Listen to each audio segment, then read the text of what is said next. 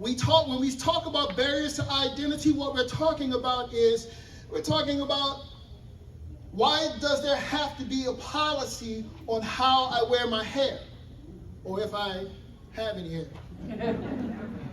Why is there a policy on that? Why can't I be the person that I am without having to change in order to fit into an environment? Can I go off? Can I just take just a little small, just get on a rabbit trail for a second? Look, think about this. Every single time we ask somebody to do something because it's policy, is what we're asking them to do taking them away from their individuality? Is it taking them away from who they really are? Because contrary to popular belief, not everybody in this room is the same. Okay? So when I hire somebody, when they come up and they have that conversation with me, I need somebody that thinks different. My reflection, listen, the person that I'm talking to can't be a reflection, because then that's the same thinking. Isn't that the reason why we are in the situation that we're in? Yes. Just me? Okay, I'll just check it. Barriers to purpose. And when we talk about barriers to purpose, sometimes we get into a space where we ask individuals to change certain aspects of who they are in order for them to fit in.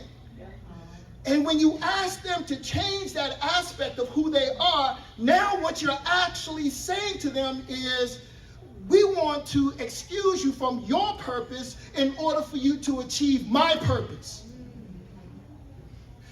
One of the most liberating things that I have ever done was to become an entrepreneur. Why?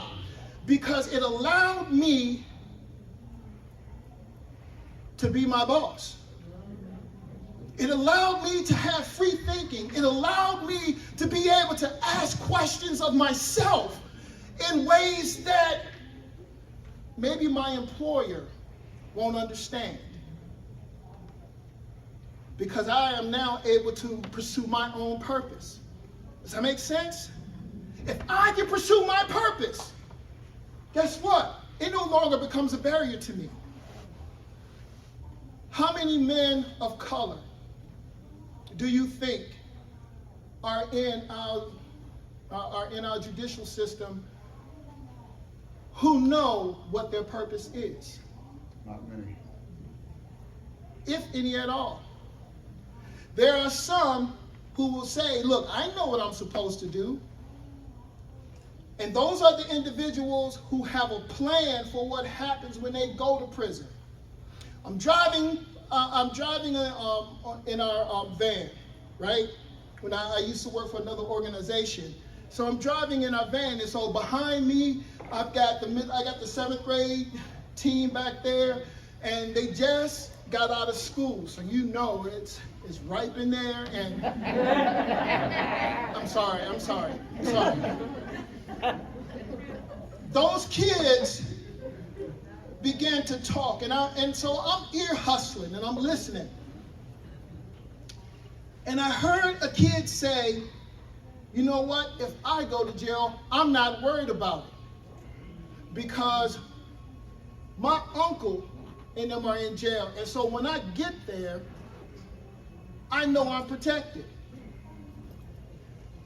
So I turned around and I asked that same kid, so what is your plan if you go to college? And that kid said to me, I'm not going to college.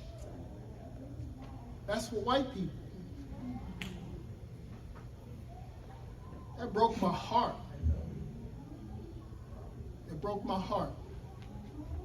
He had a plan for prison, but did not have a plan for college.